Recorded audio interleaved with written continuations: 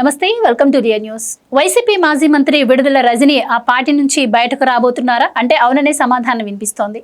ఆవిడ జగన్మోహన్ రెడ్డి అధికారంలోకి రాకముందు చిలకలూరిపేట నుంచి విజయం సాధించారు. ఆ తర్వాత మళ్ళీ ఎన్నికలకు ఆవిడ గుంటూరు పశ్చిమకు వేసిన నేపథ్యంలో ఆవిడ ఘోర పరాజయం పాలయ్యారు. అయితే ఇప్పుడు ఆవిడని తాజాగా మళ్ళీ రేపల్లె వెళ్లమని జగన్మోహన్ రెడ్డి గారు ఆదేశించినట్టు, ఆవిడ దానికి ససేమిరా అన్నట్టు. ఇది కాకుండా ఆవిడ పైన ఇప్పటికే చాలా రకాల కేసులు కూడా వస్తున్న నేపథ్యంలో ఆవిడ ఉక్కిరిబిక్కిరి అవుతున్నారని, అందుకే పార్టీ నుండి బయటికి రావాలని నిర్ణయం తీసుకున్నారు అన్న వార్తలు అయితే బాగా వస్తున్నాయి. సో అసలు ఈ వార్తల్లో నిజమేంత అన్న విషయాలు తెలుసుకునే ప్రయత్నం చేద్దాం. మనతో పాటు ఉన్నారు సీనియర్ జర్నలిస్ట్ దుర్గా కుమార్ గారు. నమస్కారం అండి. నమస్కారం మా గోవర్ధని, మన వీక్షకులకు కూడా.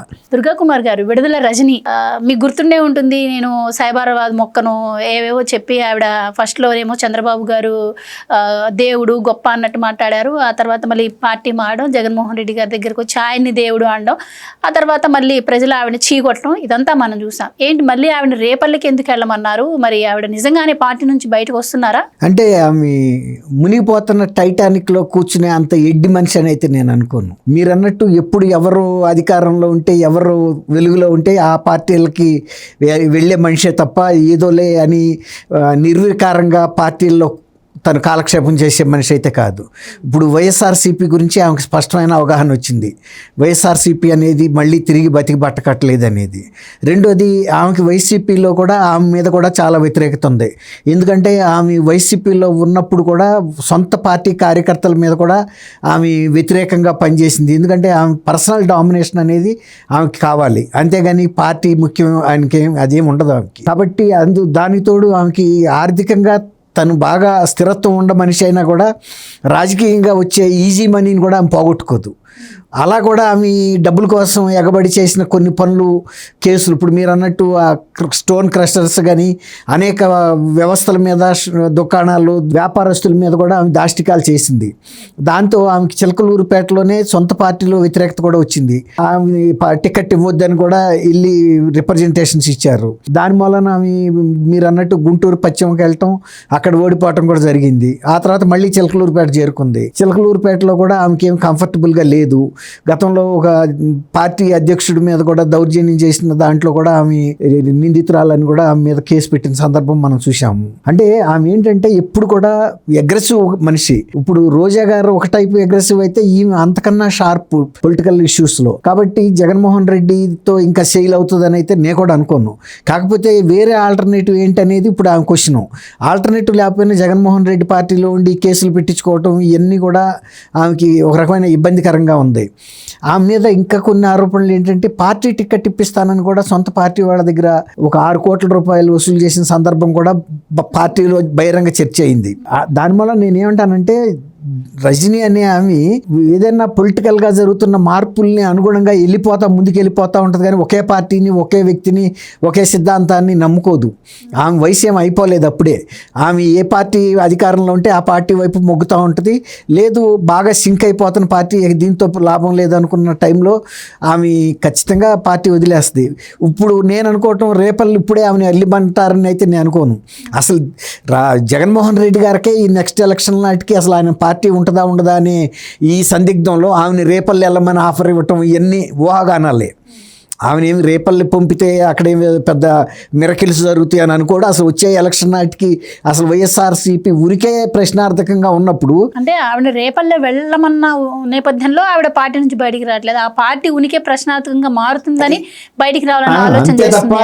రేపల్లిలో ఎవరో, రేపు సత్యనపల్లిలో ఎవరో, పులివెందుల్లో ఎవరని ఇంకా ప్రశ్న లేదు. ఇంకా అక్కడ అసలు వెరీ పార్టీ ఎగ్జిస్టెన్సే ప్రమాదంలో పడింది. ఎందుకంటే ఆయన మీద కేసులు తరుముకొస్తున్నాయి. ఆ కేసుల్లో ఎక్కడ శిక్ష పడినా ఆయన ఉండడు. ఆయన లేనప్పుడు సజ్జల రామకృష్ణారెడ్డి ఇంకొకళ్ళు పార్టీని లీడ్ చేస్తారనే ప్రశ్నే లేదు. ఒకవేళ షర్మిల లాంటి వాళ్ళు ఎవరైనా ఉంటే పార్టీలో వాళ్ళ రాజశేఖర రెడ్డి గారి వంశస్థులు ఏమైనా నిలబడేదేమో కనీసం. కాబట్టి షర్మిల గారు అసలు ఆ పార్టీలో లేదు, తల్లి కూడా లేదు. అసలు ఎవరో ఆ కుటుంబం నుంచి జగన్మోహన్ రెడ్డి గారు ఆయనతో కలిసి పనిచేసే పరిస్థితి లేదు. తర్వాత భారతి గారు రాజకీయాల్లోకి వస్తారని అంటున్నారు, కానీ భారతి గారు రాజకీయాల్లోకి వస్తానైతే నేను అనుకోను. ఎందుకంటే ఆమెకి వ్యాపారానికి సంబంధించిన చాలా బాధ్యతలు ఉన్నాయి, కుటుంబపరమైన బాధ్యతలు ఉన్నాయి. రెండోది ఆమెకి జనాకర్షణగా షర్మిల్లాగా వచ్చి జనంలోకి దూసుకెళ్లే మనిషి కాదు ఆమె. ఏదైనా ఏసీ రూముల్లో కూర్చుని స్కెచ్ చేయమంటే వేయగలుగుతుంది, కానీ ఆమెనే కార్యక్షేత్రంలోకి పులివెందుల్లో మన దింపినప్పుడు కూడా కొంతమంది స్ట్రెయిట్గా ప్రశ్నించినప్పుడు సమాధానం చెప్పలేక నివ్వెరపోయింది. రాజకీయాల్లో అట్లా ఉండకూడదు.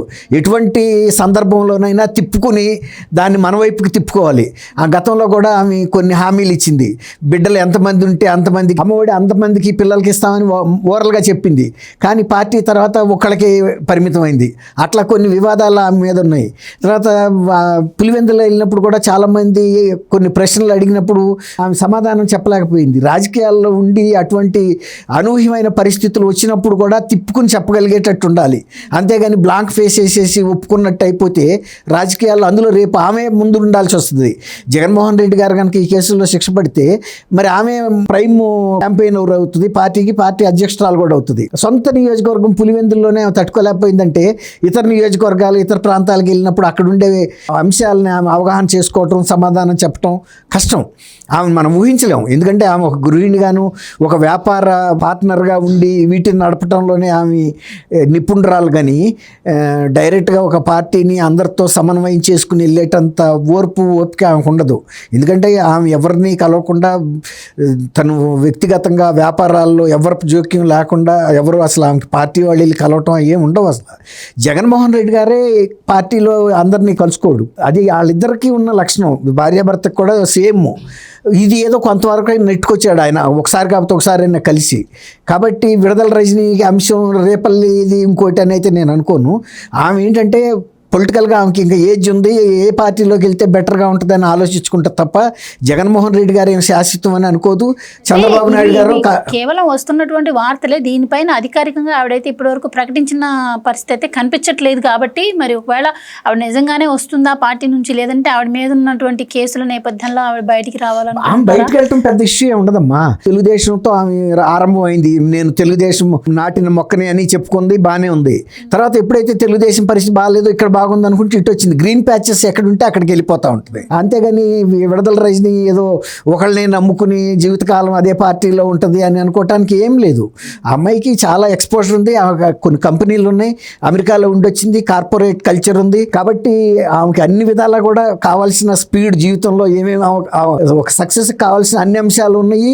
కానీ అన్నిసార్లు అవి అనుకూలిస్తాయా అంటే అనుకూలించకపోవచ్చు. కాబట్టి ఆమె వైఎస్ఆర్సీపీలో ఉంటుందని మాత్రం మనం ఊహించలేము. ఖచ్చితంగా ఆమె పార్టీ అయితే మారుతుంది, కానీ ఇమ్మీడియట్గా ఏ పార్టీలోకి వెళ్ళకపోయినా న్యూట్రల్గా అన్న ఉంటుంది, కానీ ఈయనతో కలిసి ప్రయాణించే పరిస్థితి అయితే ఉండదు.